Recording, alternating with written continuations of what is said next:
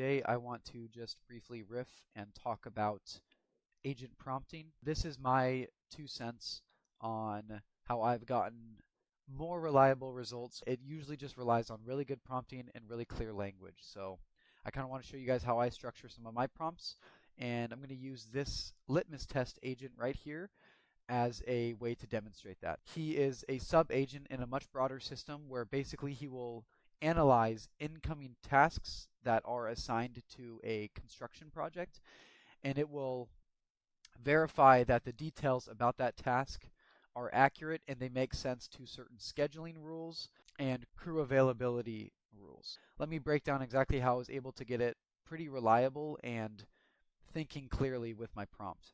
In N8N, you have the user message, and this is where you put all of your incoming data. Think about how you use ChatGPT in that little text box you have. When you're putting any of your things in ChatGPT, right here, this is the user message.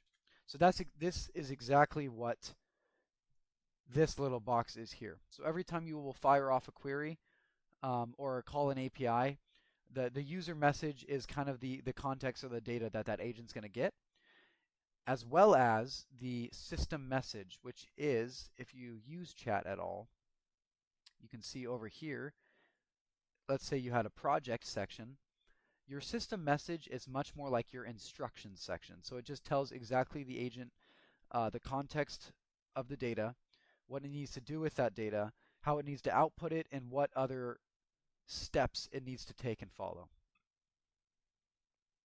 So let's start. I like to start with the role. Think about if your friend approaches you and says, I need some advice on my relationship. That kind of locks you in to only speak a little bit more empathetically or a little bit more like a therapist. And that's kind of what the role is doing. It's a high level context lock-in for how the agent needs to think. So my role says, you're a quality assurance agent responsible for the scheduling operations of a construction company. Your primary duty is to ensure that all tasks scheduled into the master calendar meet basic quality standards before approval. Each task that comes through needs to be checked, some grammar there, checked by you to make sure that it has accurate time scheduling and crew assignments. You must mark tasks as either pass or fail by certain criteria. I then like to go straight down to my tasks, which are the order of operations in sequential order of what the agent needs to do to complete its mission or duty. I still keep these tasks a little bit zoomed out, a little bit more high level, and then I kind of get into the nuances of carrying out those tasks as we go further down the prompt. So first we have read the incoming task. Next, we have first check to see if a start time and end time are within the windows of 7:30 and 3:30 p.m. If a task is outside these windows, then it fails. Next, you will call your crew data Airtable tool to get context on each worker's skills and availability. If a crew member has the apprentice tag and is scheduled for a task alone, that is a fail. All apprentices must be scheduled with a team lead accompanying them. Then you must access the master schedule to pull up all tasks associated with the crew members to check their weekly hours. Resort to the calculating crew members' hours section for more information. So this direction right here, calculating the crew members' hours, that's a very bundled task. That's going to take a lot of, it's going to take one or two tool calls, and it's going to take some reasoning through to actually come up with that. So we need to actually make sure that we have an entire section, which is the section right here, that clearly tells the agent exactly how to carry out this task. So I mentioned this a couple of different times in my prompt to resort to the crew member scheduling. Refer to the calculating crew members hours. Sorry, I meant calculating crew members hours. I keep referencing that section in my prompt to make sure that the agent really pays attention to this to carry that out. So the next thing you want to do after your tasks is you want to define the tools that you have given your agent. These are the tools right here. So it's kind of hard to see, but we'll pull it out here so it's a little easier to see. This is a tool. This is a parser, not a tool. Not a tool. This is a tool. This is a tool. Tools are what makes these agents cause our economy to have a really big bubble. right now, because it is through the tools that they actually get to carry out tasks. So you really want to clearly define every single tool that you give your agent. So I start with the crew data. You keep them in quotation marks to know that it's the name. Make sure the name of your tool and the name of the tool in your prompt are the exact same. Real big brain stuff here. Use this Airtable tool in order to get all necessary data about a crew member. When querying the Airtable, you need to make sure to pull the records of the correct crew member. You will match their name with their crew member name that is in the task. Name matching should be exact. You will call this tool to verify crew hours and make sure apprentices are scheduled with team leads. So see this last part? You will call this tool to verify crew hours, whatever.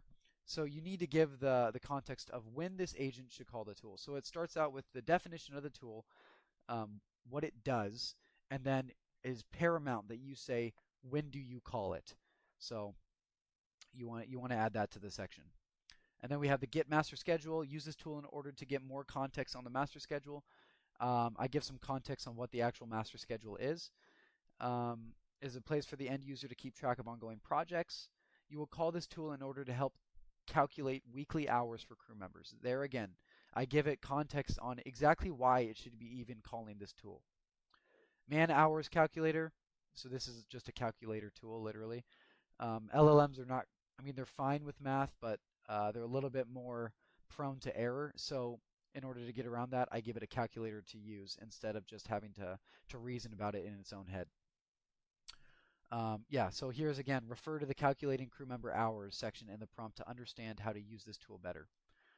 And then finally, the pass-fail. This is a structured output parser, which means it tells the agent exactly what form of output it needs to output. And this right here, I have a whole section on output in the prompts. You should always have a section on output, but we'll get to that in a second. So right here is kind of where it's really important. So after we get through the role, the tasks, and the tools, you want to go down to your breaking down the complex tasks that you want your agent to do.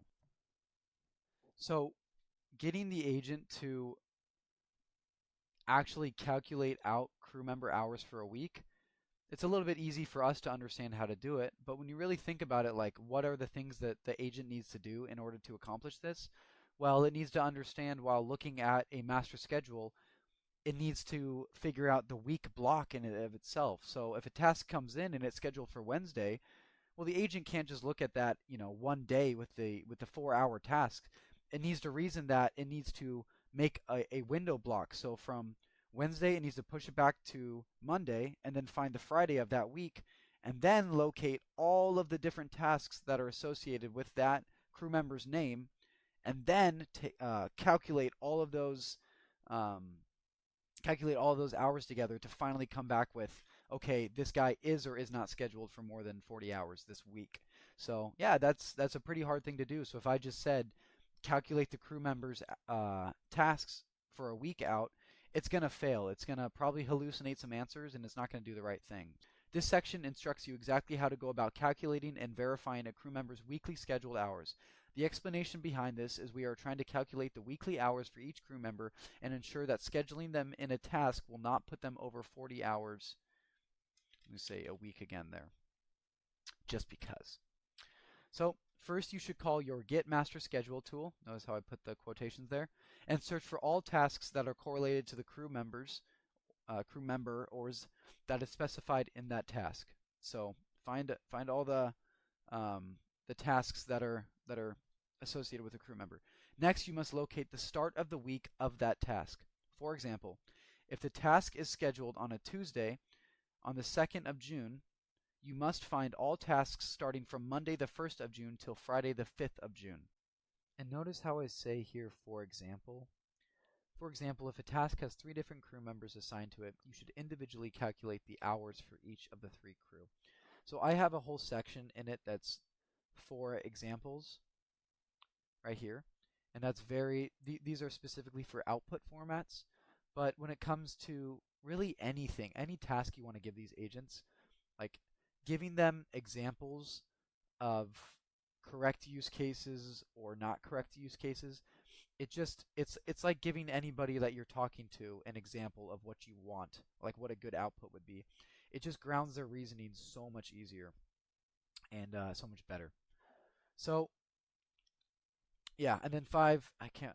If the new incoming task does not put the crew member over 40 hours a week, then this task has passed. If the task happens to push one of the crew members over 40 hours, then you must mark it as fail and give it a detailed explanation as to how it fails. Meaning, specify exactly how many hours over the crew member is scheduled and write this out in your explanation field.